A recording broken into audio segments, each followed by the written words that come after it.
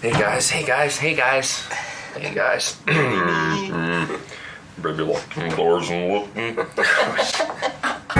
Baby, lock the door and turn the lights down low and put some music. What is going on, guys? We are here at Military Life Before and After episode 15, but before we go into the episode, 7 more days for stickers. 7 more days. Links below, stickerfire.com, his new company, his startup company he just started.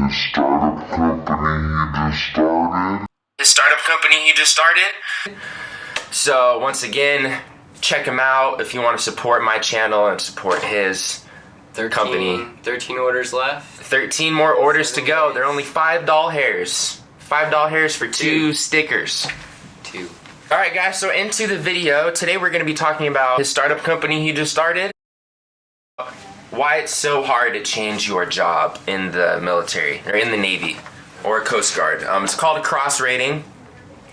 If you don't know what that is, it's basically going from one career or one rate to another. Yep. So pretty self-explanatory, but what they don't tell you is, they don't tell you that I figured out that a lot of recruiters tell people that, oh, once you get in, you know, if you want to do nuke, or if you want to do spec ops, or if you want to do aviation, you can go like, you know, you can be a CS or a cook or go into intelligence and you can cross rate. You can't cross rate. Yeah. Because think about it this way, why is the Navy going to pay for you to go to boot camp, to A school, to C school, to learn all your jobs, to send you to your command? And then 2 years, once you get there, you're going to go do it all over again? Yeah. You expect the Navy to fly you out to a new A school, C school, train you up? No. See, the way it works is the Navy has billets that they have to fill. They have a certain amount of people that they need at certain jobs. So the only way you can ever cross-rate, basically, is if you're in an undermanned rate. You have to be in an overmanned... Oh yeah, overmanned rate, yeah. You have to be in an overmanned rate. Yeah. If your rate's overmanned, then you can possibly go into an undermanned rate. But that's the only very rare scenarios. Line up. So your best case scenario, that's why they tell people to just join without picking your job before. Like when you go meet with the recruiter, there's certain jobs that have that guaranteed, are guaranteed A school. And the benefit of that is after boot camp, you're gonna be at a higher rank. You're gonna go right into training. You don't have to deal with, you know, the downfalls of being a non-rate, which suck. Those of you who've been You're undesignated. yeah, you know what it's like. You're the lowest of the totem pole. You're doing stuff like all the mopping, shit jobs. just all the crap jobs.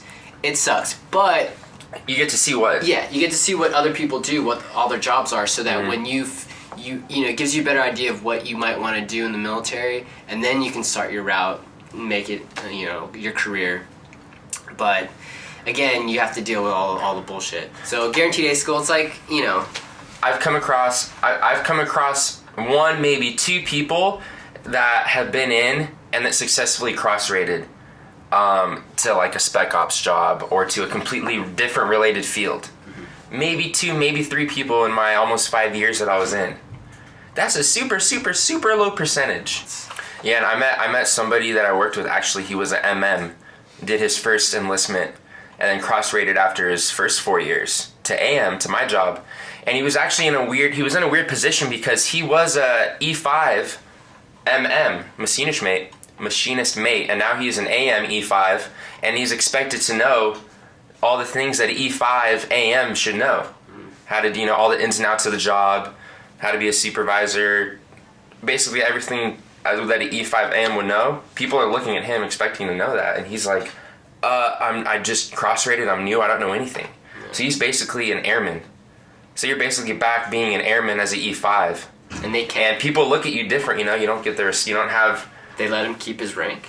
Yeah, they let him stay at, he was an E4, they let him cross-rate as an E4, then he picked up E5. And he was an E5 basically with the knowledge of an E1 or an E2. And that's a bad position to be in as an E5. Yeah. You know? People are like, wow, this guy doesn't... Yeah, people are like, what is this guy? Look at this shit. He doesn't know what the hell he's doing. It's like, you know, kind of a... And it was hard for him. Like, he busted his ass. He got all his quals as fast as he could, but still, he didn't have that same kind of respect that an actual E5 that was an AM the whole time had. I had in my class for when because I was an ET, so when I was in A school training, we had a guy who was a bosun's mate, a third class bosun's mate. So he was getting paid, third class plus BAH with housing and all that stuff.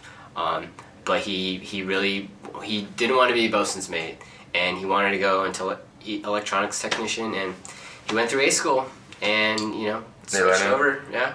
At the time, the ETs were considered an undermanned rate, though. However, but yeah, so he was happy with his decision. I just want to let you guys know, don't expect to be able to cross rate once you're in, because they're not going to pay for the Navy's not going to spend all that money to get you all trained up again for a new job if it's not needed. If you're in a fully manned rate or if you're manned, they're not going to let you, your command is not going to let you go.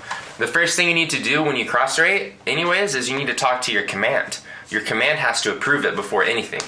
And if you're a good worker, a lot of times too, if you're a hard worker, if they need you, if you're a very valuable asset to your squadron, they're not going to let you go. Your skipper's not going to sign off on that request. So there's a bunch of scenarios. They have to all line up. Yeah. It has to be like the perfect storm for you to even be able to have a shot to get your paperwork routed to cross rate. Basically, the moral of the story is do as much research as you can before you pick what job you want to do.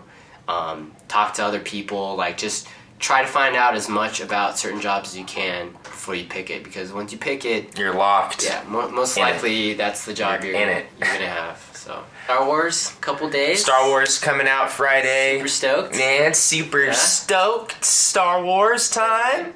It's been years, man. I've been waiting for this. Yeah. And yes, next week more episode. Actually, we're actually hitting winter break soon for our school, so I'll try to pump out some more military life before and after episodes in between the winter break. But if you don't see any episodes, then they'll be starting back up for sure in January when the spring semester starts. And stickers below, social media links below, and have a great day, guys. We'll see you later. Merry Christmas. Goodbye. Merry Christmas.